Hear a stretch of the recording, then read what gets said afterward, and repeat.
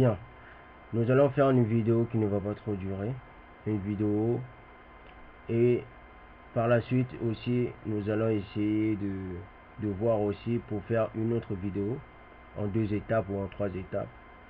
Cette vidéo, nous allons seulement parler de chérubin, le chérubin. Est-ce que le chérubin c'est la reine de Babylone? Est-ce que la femme qui est assise sur les bêtes, est-ce que c'est le roi de Babylone? Il y a peut-être beaucoup de confusion pour les gens qui lisent la Bible. Ils cessent sans cesse de lire la Bible, ils n'arrivent pas à comprendre ces passages. Car même pour comprendre l'Apocalypse, c'est vraiment très dur. Déjà la Bible c'est difficile à comprendre, mais c'est encore doublement dur à comprendre. Comme vous le savez, il y a des gens qui disent oui, nous allons libérer l'Afrique, le 21e siècle c'est la libération de l'Afrique. Il y a des gens qui aiment parler de la politique sans être spirituel. Bientôt, pas sur ce post, sur cette chaîne, sur YouTube, non. Ça sera sur Facebook. Nous allons évoquer un peu l'histoire du Congo. Hein, l'histoire du royaume Congo, l'histoire de la Nubie, de l'Égypte. Il y a plein de gens qui oublient la spiritualité Congo. Aucune personne au monde ne le connaît à 100%. Même moi qui connais, on va dire 60%, 70%, je ne connais pas à 100% la spiritualité Congo. Je ne vous parle pas du vampirisme. Le vampirisme, c'est la sorcellerie. Ce sont des rites de sortilège. Non, je ne vous parle pas de ça. Je vous parle même de la spiritualité. Voilà. Les seules personnes qui connaissent un peu l'histoire du Congo, c'est l'histoire qui date de 1390 par là. La mère de Lukeni. Lukeni, c'était avec 2 sœurs ou deux frères comme ça. Ils étaient 3. C'est la seule histoire que la majorité de mes frères qui sont des professeurs de l'histoire du Congo peuvent vous apporter. À partir tout simplement de 1390 ou bien 1200. Mais avant ça, c'était quoi? C'est pour ça qu'on dit que la Bible, c'est l'histoire des Bantous. Tout simplement pourquoi? Parce que quand on vient piller un pays, on pille aussi sa spiritualité. Quand on vient exploiter un pays, on exploite aussi sa spiritualité. Quand on vient oppresser un pays, on oppresse aussi sa spiritualité. Quand on vient déporter un pays, on déporte aussi sa spiritualité. Quand on spolie un pays, on spolie aussi sa spiritualité. Vous comprenez? Quand on met en esclavage un pays ou une nation, on met aussi en esclavage sa spiritualité. Les gens qui disent que la Bible, c'est pas l'histoire des Bantous, il va falloir de un, vous connaissez même pas l'histoire des Bantous, parce que vous dites tous, hein, la majorité des panafricanistes ou bien des gens qui disent oui, repartons à nos spiritualités, eux tous, hormis, il y a des frères qui sont vraiment dans la vérité, mais je ne les mentionne pas, ils ne sont pas dans ce cas de débat ou bien de questions. Voilà. Les vidéos qui vont arriver de temps en temps, hein, avant que je termine, quand vous allez voir mon visage, quand vous allez à plusieurs reprises voir mon visage, sachez-le, c'est la fin de mes vidéos. Je ne suis pas un frère qui qui fait plusieurs vidéos. J'ai plein de choses à faire dans ma vie. Hein? Je ne vais pas vous dévoiler ma vie, donc j'ai plein de choses à faire dans ma vie. Ma vie, c'est pas que faire des vidéos. Quand je le fais, c'est avec une sincérité incroyable et humble. Je suis humble. Même si vous allez voir, je hausse le ton, je réprimande les gens, j'essaie de torsader mon discours un peu moins rhétorique ou bien éloquent. Sachez-le très bien, fin de fin, je ne le fais pas, c'est pour faire croire aux gens que je suis supérieur. Je ne suis ni supérieur à vous. C'est juste chacun met du tien dans ce qu'il aime. Moi, j'aime bien la vérité, j'aime bien comprendre d'où je viens, donc je mets le mien. Je m'adonne beaucoup. Bien. Comme j'avais déjà dit dans les secondes qui ont commencé cette vidéo, j'avais dit, il y a des gens qui disent qu'ils vont libérer l'Afrique. Déjà, quand vous prenez le livre de Daniel, nous allons le prendre dans la deuxième partie, mais je vais juste vous expliquer un résumé. Quand vous prenez le livre de Daniel, il y a un archange, non, un ange qui est en forme de chrysolite, un noir, parce que cet ange, il était bronze. Il était bronze. Ce qui est bronze, c'est marron. Il n'était pas blanc. Cet ange a parlé à Daniel et lui a fait comprendre et saisir la portée du message dès le début, en lui inculquant. Sa prière a pris du temps pour être exaucée et pour l'interpréter, parce que quand une prière peut être exaucée dans les rêves, même on a dans une apparition d'un ange, un ange apparaît, ou bien des archanges apparaissent. Ça, ce sont des niveaux. Et pour arriver à ces niveaux, il y a plusieurs sortes. Il y a des encens, il y a quoi encore, il y a des jeûnes. Il ne faut pas aussi manger la viande. Voilà, ça c'est... Bon, il y a plusieurs niveaux. De toute façon, dans cette chaîne, je ne mentionnerai plus ces parties. Mais tout à la fin, vous allez voir mon visage, je vous donnerai les mots-clés de la Bible. Je vous donnerai les mots-clés de chaque livre de la Bible. Par exemple, on va prendre le livre de Joël. Je vais vous donner comment j'ai fait pour recoller les puzzles, ou bien pour recoller les facettes d'un diamant. Hein. Nous allons essayer de recoller. Je vais essayer de vous, pas initier, on va dire initier. Il y a des gens qui vont dire initier, c'est diabolique. Non. Prenez bien le livre de Cantique. Quand la femme de Salomon parlait à Salomon, la femme disait oui, on va aller dans la chambre de ma mère et tu vas m'initier. Donc l'initiation, c'est pas diabolique. Après, nous n'allons pas trop parler de Cantique. Donc, à la fin, quand vous allez aussi voir mon visage, nous allons aussi prendre le livre de Cantique. Dans le livre de Cantique, je vais vous donner aussi les mots-clés, qu'est-ce que j'ai compris. Vous allez voir la partie intime de la femme, donc sa vulve, excusez-moi d'être direct. Donc, la partie de la femme, sa vulve, c'est le jardin d'Éden. Vous allez dire, mais qu'est-ce qu'il raconte? Si, c'est le jardin d'Éden. Le pénis de l'homme, c'est la clé. Quand vous voyez la clé de la porte, c'est la même chose. J'ai un frère qui l'avait déjà évoqué. Ce frère-là, il s'appelle Assam. Assam. Bien. Donc, dans quel chapitre, quand on évoque Satan, disons le chérubin protecteur, ou bien le chérubin, il y a plein de gens, même mon frère que je viens de citer, il y en a plein. Hein? Je ne suis pas là pour dire que je suis plus intelligent que Dokia Hatsam ou bien d'autres frères. Non, on n'est pas là. C'est pas un débat. C'est juste, je vais vous poser des questions. Parce que la majorité des vidéos qui vont s'écouler, il y aura beaucoup de questions. Je vais vous poser des questions. Parce qu'il y a plusieurs personnes qui croient que moi je connais tout. Je ne connais pas tout. Donc, je vais vous poser des questions. Il y aura aussi des paroles, des versets bibliques que vous allez m'apporter, que je les connais. Hein?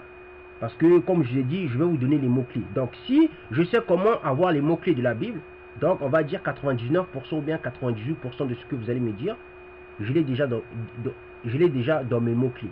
Bien. La première partie qui mentionne le chérubin protecteur, c'est Ésaïe 13 ou Ésaïe 14. Nous n'allons pas prendre Ésaïe 14 dans cette partie. Si nous avons le temps, nous allons le prendre, essayer de l'expliquer. Mais ça va tellement prendre beaucoup de temps.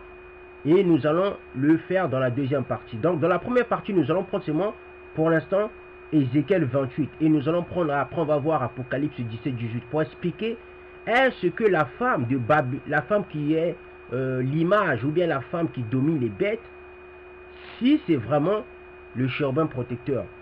Parce qu'il y a plein de gens qui disent, oui, le chérubin protecteur, c'est une femme. Non, il n'existe pas des anges femmes. Parce qu'il y a plusieurs personnes féminines disent, oui, dans la Bible, on exclut les femmes. Non, une femme peut être prophétesse. La sœur de Moïse, elle était prophétesse. Une femme peut travailler dans l'église. Elle n'est pas obligée d'être pasteur. Tu peux t'occuper des femmes, des veuves, c'est écrit dans la Bible. On n'exclut pas la femme dans la Bible. Marie, quand vous prenez le livre de Marie, il y a plusieurs apocryphes de Marie. Marie, elle avait que 12 ans. Elle dormait dans le temple. Elle mangeait dans le temple. Donc, nous allons prendre Ézéchiel 28. Ézéchiel 28, au début, quand il dit, il y a eu une parole du Seigneur pour moi, fils d'homme, dit au prince de Tyr. Vous savez c'est qui le prince de Tyr? Il y a plein de gens qui croient que le prince de Tyr, c'est vraiment le prince lui-même. Non. En fin de compte, c'est quoi? Il y a la partie physique et il y a la partie, on va dire, consciente, ou bien de l'âme, de la conscience, ou bien des pensées mentales et spirituelles. Donc, derrière ce prince de Tyr, à partir de Ézéchiel 28:6, il est dit, c'est pourquoi, ainsi parle le Seigneur Dieu, parce que tu as mis ton cœur au rang du cœur des dieux. Le chérubin protecteur, il a mis son cœur au rang des dieux. Nous allons voir, il existe bel et bien des dieux. Il est aussi dit dans Ézéchiel 28, 9, devant celui qui va te tuer, oseras-tu dire, je suis un Dieu, alors que tu es un homme et non Dieu, et que tu es au pouvoir de ceux qui vont te transpercer. Vous allez peut-être croire qu'on parle que du prince de Tyr, mais derrière ça, on parle aussi du chérubin protecteur. Et à partir du verset 11, il est dit, il y eut une parole du Seigneur pour moi.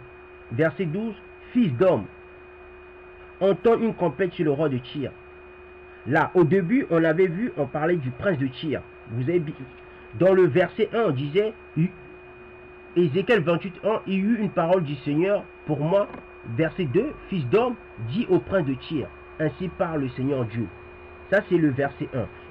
Et dans le verset 12, on parle maintenant du roi de Tyr. Dans la première partie, c'était le prince. Dans la deuxième partie, c'est le roi de Tyr. Et on dit, dans le verset 12, fils d'homme, entends une complète sur le roi de Tyr. Tu lui diras, ainsi parle le Seigneur Dieu. Toi qui sais la perfection, toi qui es plein de sagesse, parfait en beauté. Le chérubin protecteur, il était parfait en beauté. Il était tellement beau. Même quand un ange voyait le chérubin protecteur, il était jaloux. Mais pas jaloux comme la jalousie physique, non. Le chérubin protecteur, il était beau. Son rôle à lui, il n'était pas chanteur. C'était pas un ange d'adoration, c'est faux. Le chérubin protecteur, c'était un ange de sagesse. Comme j'avais déjà expliqué, il existe 7 esprits de la création. Et nous sommes comme les reflets de ces 7 esprits. Bien. Donc, le chérubin protecteur, il était un chérubin de la sagesse. C'est lui, comme il est dit dans le verset 12, c'est lui qui scellait la perfection. Sceller, c'est le cachet. C'est lui. Si je donne un exemple, moi, si je meurs, quand je vais dans le ciel, c'était lui qui pouvait dire, lui, il est parfait. Non, lui, il n'est pas encore parfait. Lui, il doit faire ceci, cela pour être parfait. Vous allez dire, mais il était comme Dieu. Non. C'est pour cela, dans la deuxième vidéo, vous allez bien comprendre des choses. Il y a plein de gens qui disent, oui, la Bible, c'est la parole de Dieu. Non. La Bible, ça a été inspiré. Rien ne peut contenir Dieu. D'accord? Parce que tout a été créé avec Dieu. Ça, on le sait tous. Là, nous voyons dans le verset 12, comme j'ai expliqué un petit bout, je reviens, on dit que le chérubin protecteur, c'était lui qui scellait la perfection. Si le chérubin protecteur, il scelle la perfection, tout simplement parce qu'il était parfait, c'est comme moi. Je ne peux pas être un enseignant de l'histoire si je ne connais pas l'histoire parfaitement, ou bien si je n'ai pas l'expérience dans l'histoire. C'est la même chose. Pourquoi le chérubin protecteur, c'est lui qui donnait le cachet de la perfection? C'est comme dans le tribunal. Celui qui prononce la sentence, c'est toujours le juge. Tu ne peux pas prononcer la sentence si tu n'es pas un juge. Si tu n'as pas fait des écoles, des études. C'est la même chose avec le chérubin protecteur. Pourquoi le chérubin protecteur qu'on nomme chez les chrétiens ou bien dans d'autres religions ou bien peu importe, que ce soit des athées, le Satan, le diable. Pourquoi Satan, on dit toujours que les sorciers, ils peuvent savoir si une personne a une étoile. Tout simplement parce que la sorcellerie a aussi une connotation liée avec le chérubin protecteur. C'est dans son domaine. Le chérubin protecteur, il peut à tout moment savoir si une personne, il a l'étoile de Dieu. Parce que c'est son statut, c'est son domaine. Son domaine, le domaine du chérubin protecteur, c'était pas adorer Dieu, c'est faux. C'était il était dans le domaine de l'administration de la sagesse. C'était un ange, c'était un chérubin de la sagesse. Il existe cet esprit de la création, comme je vous ai dit. C'est cet esprit de la création se superpose. Donc, on retrouve chez les chérubins des chérubins de la sagesse, les chérubins de la connaissance, les chérubins du conseil. On retrouve aussi les chérubins du courage. On retrouve aussi les chérubins de la compréhension. C'est quoi la compréhension? La compréhension, c'est l'intelligence. On retrouve aussi des chérubins de la prophétie. Il y a des chérubins qui sont des prophètes. On retrouve aussi des chérubins... quoi encore? Qu'est-ce que je n'ai pas mentionné? Des chérubins d'adoration. Des chérubins qui sont là auprès de Dieu, qui adorent seulement.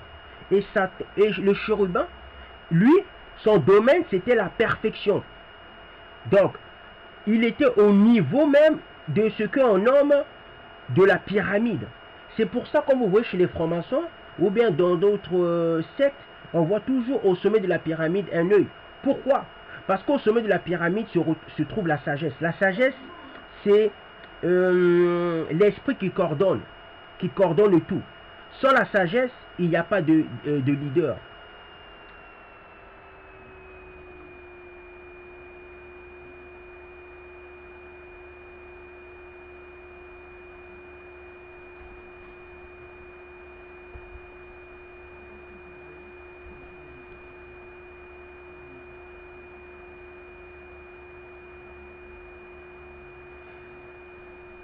Voilà.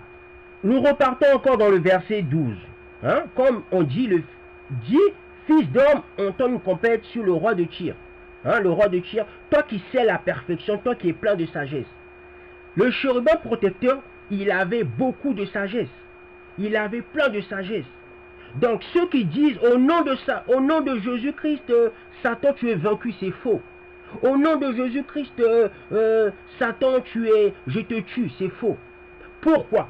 Parce que Satan, quand vous voyez la pyramide, quand vous voyez le temple de Jérusalem, là, les anges, les chérubins qui se trouvent au plus grand sommet même du temple, Satan, il faisait, ou bien le chérubin, il en faisait partie.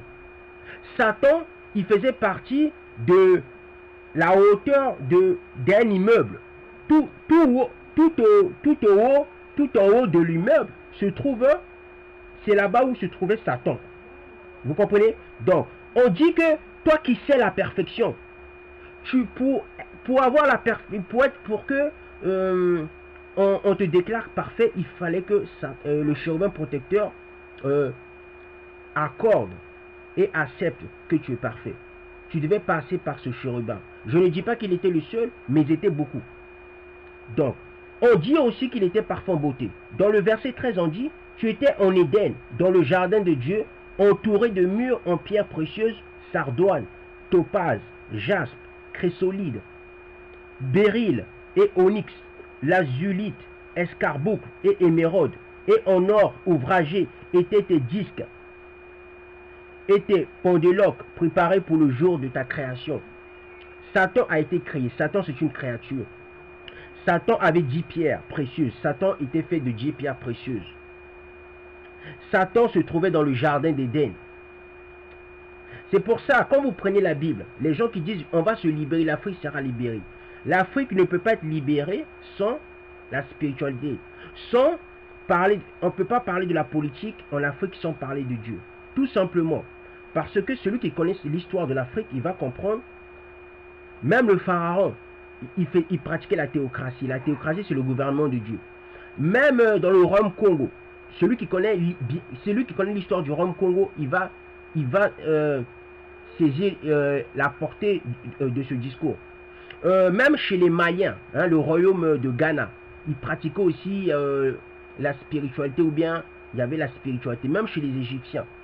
Même si les Égyptiens, d'un côté, ils connaissaient le Dieu véritable et d'un côté, ils pratiquaient la sorcellerie et la magie. Mais ils pratiquaient, leur gouvernement était un gouvernement divin.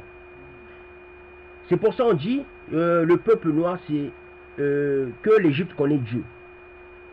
L'Égypte est le peuple de Dieu. C'est ce que Ésaïe 18 dit. Il y en a qui vont dire, mais les Égyptiens dont on parle dans Ésaïe 18, ce sont les Bantous qui sont exilés. C'est faux. L'Égypte l'Égypte c'est le peuple de Dieu. Mais l'Égypte n'est pas l'héritage de Dieu. L'héritage veut dire les fils de Dieu. Les Couchites sont l'œuvre de Dieu. D'accord? Les Égyptiens sont le peuple de Dieu, mais les Égyptiens ne sont pas les fils de Dieu, sont pas les fils de Dieu. Vous comprenez? Parce que j'ai un frère qui a fait une vidéo, dans sa dernière vidéo de ce mois-ci, il fait comprendre aux gens, oui, les Égyptiens dont on parle dans Ésaïe 18, ce sont les Bantous qui sont exilés. C'est faux. Les Égyptiens sont le peuple de Dieu, mais les Égyptiens ne sont pas les fils de Dieu. Tu peux être le peuple de Dieu et ne pas être les fils de Dieu. Nous n'allons pas ancrer dans ce sujet. Nous allons faire table basse. Nous allons poursuivre le chemin de l'explication du statut du chérubin. Parce qu'il y a plein de gens, il y a des gens qui disent je suis je sais pas quoi, ils disent oui, le chérubin protecteur que Satan ou bien Lucifer, peu importe son nom, c'était un ange d'adoration. C'est faux. Satan, il était plus qu'un ange d'adoration. Satan, il était plus puissant que même les chérubins d'adoration. Satan, il était au sommet même. Il était un chérubin de la sagesse. Une personne qui dit je suis plus sage que Satan, quand Satan était à son niveau, c'est pas possible. Parce que Satan incarnait la sagesse. Il y en a qui vont dire mais s'il incarne la sagesse, Satan est la sagesse, c'est faux. Il y a des niveaux de sagesse. Satan, il avait la sagesse, mais Satan n'avait pas la couronne de la sagesse. J'ai déjà fait une vidéo dessus. Dans la vidéo, je vous avais déjà montré, tu peux avoir la connaissance et ne pas avoir la couronne de la connaissance. D'accord? Mais Satan, le chérubin protecteur, il avait plein de sagesse, mais il n'avait pas la couronne de la sagesse. Vous comprenez? Donc, il y a des niveaux, c'est comme dans la prière. Il y a des niveaux de prière, il y a des degrés de prière. C'est la même chose chez les chérubins. D'accord? Bien. Verset 14, il est dit, toi le chérubin étincelant, le protecteur, je t'avais établi, tu étais sur la montagne sainte de Dieu, et tu allais et venais au milieu des charbons ardents. Satan, il protégeait les charbons ardents. Les charbons ardents qui protègent, vous pouvez le voir dans Ézéchiel. Ézéchiel ou bien dans Ésaïe. Quand le séraphin purifie Ésaïe, il le purifie avec quoi? Avec les charbons ardents. Et ces charbons ardents, c'est le chérubin protecteur, c'est le chérubin qui le protégeait. Lucifer ou bien Satan, comme vous l'appelez, c'est lui qui protégeait les charbons ardents. Ces charbons ardents sont des charbons qui purifient une personne, comme moi. Si je suis un pécheur, en prenant ce charbon, en le mettant dans la bouche, ça me purifie, j'ai plus de péché. Et je ne peux plus pécher. C'est la même chose avec Ésaïe. Quand Ésaïe avait pris ce charbon, il ne pouvait plus pécher. Donc Satan, Lucifer, il protégeait ces charbons ardents. C'est pour ça qu'on dit le chérubin protecteur. Si tu es un chérubin protecteur, tu dois aussi protéger quelque chose.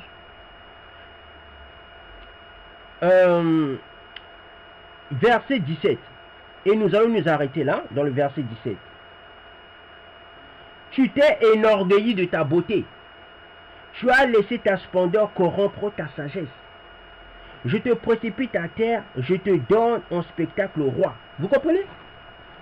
Il y a plein de gens qui ne sont pas spirituels, qui ne connaissent pas la connaissance même de l'histoire du Congo. Ils ne vont rien comprendre dans le verset 17. Quand on dit, je te donne en spectacle au roi. Mais qui sont ces rois? Il y en a qui vont dire, mais ces rois, ce sont les rois de la terre. Mais non, ce ne sont pas des rois que de la terre.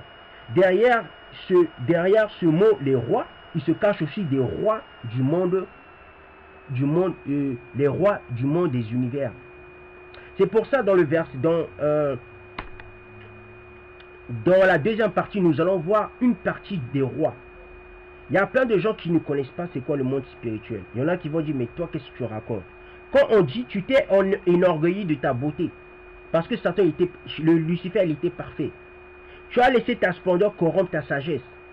Vous comprenez? Sa splendeur a corrompu sa sagesse. Parce que la première chose de Satan, c'est sa sagesse. Satan faisait partie des êtres les plus sages de l'univers, dans son domaine. Chez les chérubins, il faisait partie des anges et des êtres les plus sages des chérubins. Et même il faisait partie même des êtres les plus sages de l'univers.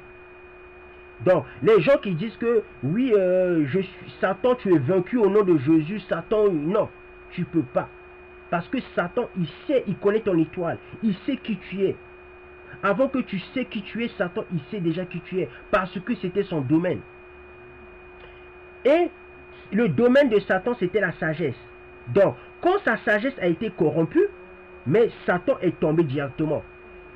Vous comprenez? Bien. Donc, les gens qui disent, oui, Satan, Satan c'était un ange d'adoration, c'est faux. Satan, c'est pas un ange d'adoration. Satan, c'était un ange de sagesse. Maintenant, il y a des gens qui ne savent pas quand je dis qu'il y a cet esprit de la création, ils disent, mais d'où tu sors tout cela? Ben, nous allons seulement prendre un petit verset. Je pouvais prendre d'autres versets, mais là, je n'aurai pas le temps, malheureusement, ou bien heureusement pour d'autres personnes. Ésaïe 11 dit, jusqu'à verset 2, dit, un rameau sortira de la souche de Jésé, ou bien de Rézé. Un rejeton jaillira de ses racines. Sur lui reposera l'esprit du Seigneur, l'esprit avec un grand majuscule. Qu'est-ce qu'on dit et par la suite? Esprit de sagesse, ça c'est le 1. Première sagesse. Esprit de discernement, c'est l'esprit de la compréhension, c'est 2. L'esprit de conseil, c'est 3.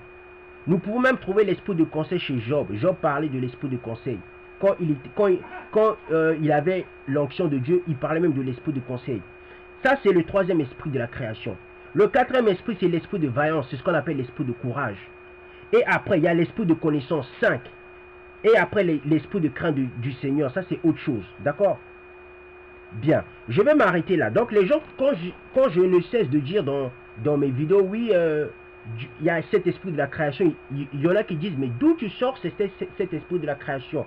Hein, il y a des gens qui disent aussi, on ne voit pas où sont les 7 esprits de la création. Voilà, je vous ai déjà donné 5 esprits.